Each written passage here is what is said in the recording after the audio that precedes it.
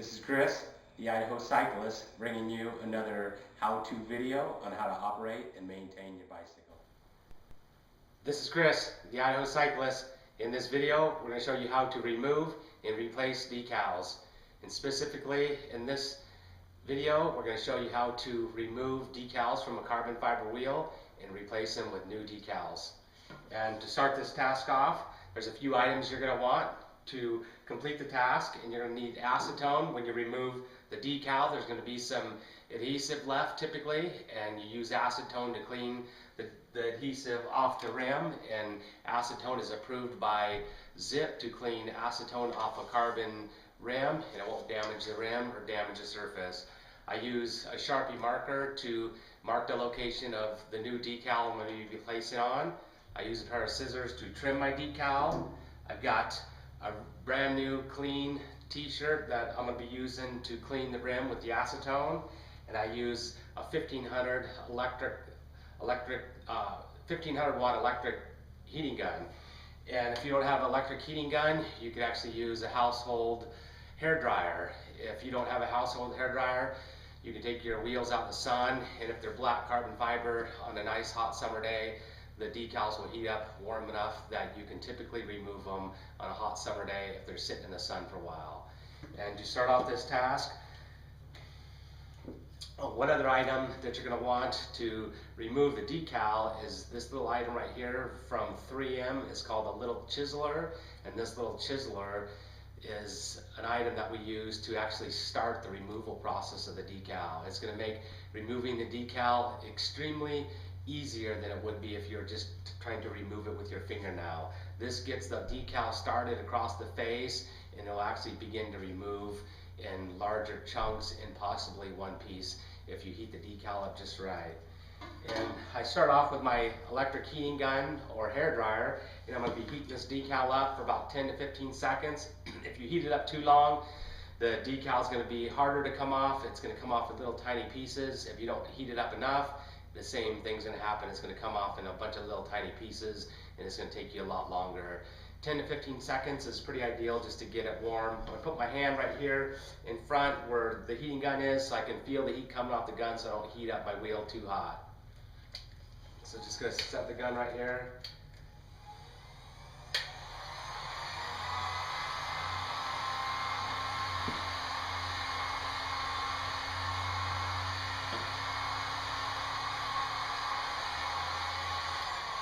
That's just about enough, and it's just enough to get that decal warm.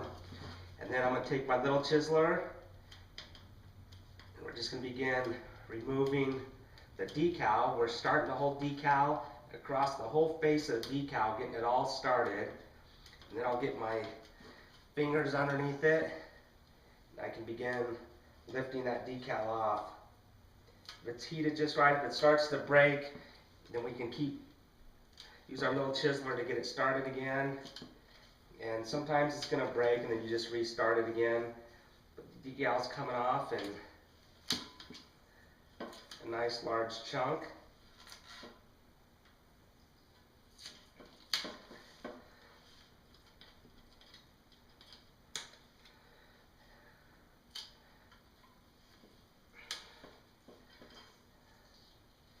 This little chiseler, I went and got it from a sign shop that makes signs, puts vinyl signs on automobiles and store windows, and they typically have them by the dozens in those shops.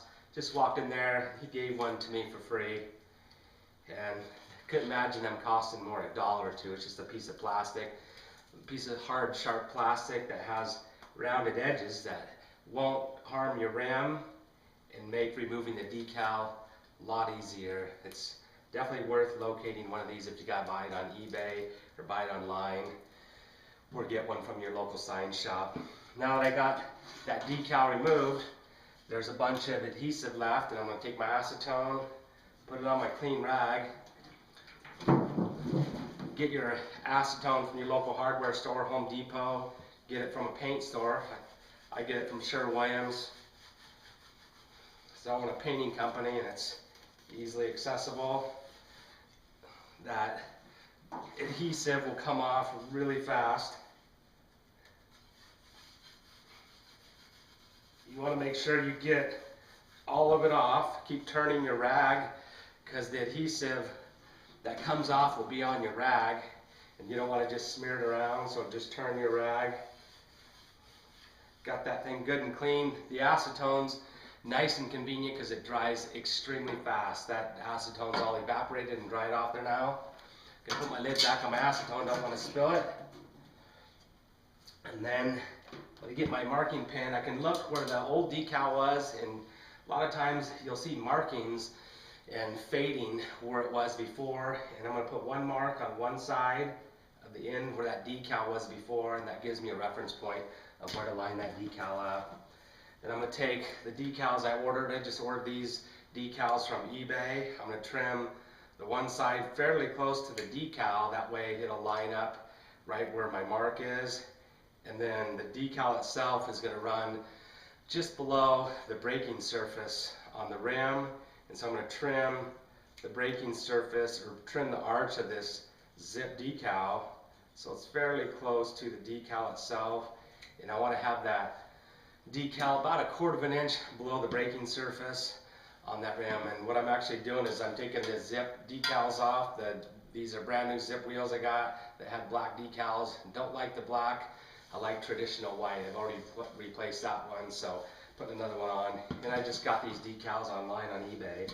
So I'm going to peel this decal off now. Be very careful when you peel the decal off. Do not touch the decal. It'll cause adhesive problems, and it could come off prematurely. So make sure you leave enough on there that you can grab. And now look at my reference point where I marked it. I'm going to set that decal to where it's just about 1/4 inch below the braking surface. And then I'm going to set it down lightly. And if you mess up and set it in the wrong place, just lift it back off and re-stick it. It'll come off fairly easily till you begin the pressing process of getting it to stick on there. Once it's stuck on there, I'm just going to lightly rub my finger back and forth to get that decal in place. I can feel whether there's any bubbles under there. There's no bubbles. Now I'm going to use the back of my finger now just to rub this decal on and get it to press on and adhere to the wheel. You want to make sure you rub that whole decal. You want it to adhere properly, especially all the corners, edges. Once you've got that thing all rubbed, the back of your finger now begin pulling the backing of the decal off, actually the face of it, and I'm going to pull it towards me and really slowly to make sure it's not lifting the decal off. If it's lifting the decal off, put it back down, rub it again. This is on there. Just going to slowly pull it off. We don't want to rip or tear the decal. It's coming off. Now we can just make sure it's all pressed down, adhered everywhere. And the new decal is installed on the wheel. Begin the process of removing, installing the rest of the decals. It takes me about 30 minutes to do one of these wheels. And that's Chris, the Idaho cyclist, how to remove and replace decals.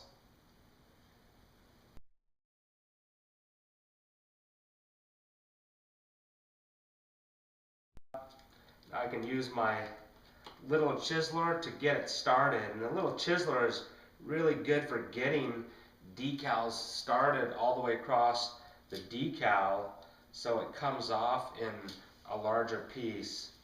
So I'm just using this little chiseler to get it started. Now I get my fingers underneath it and slowly pull that thing off.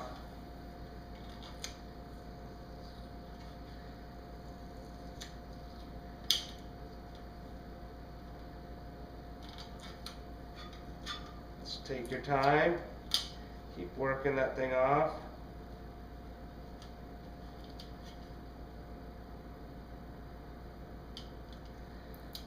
And next decal is removed.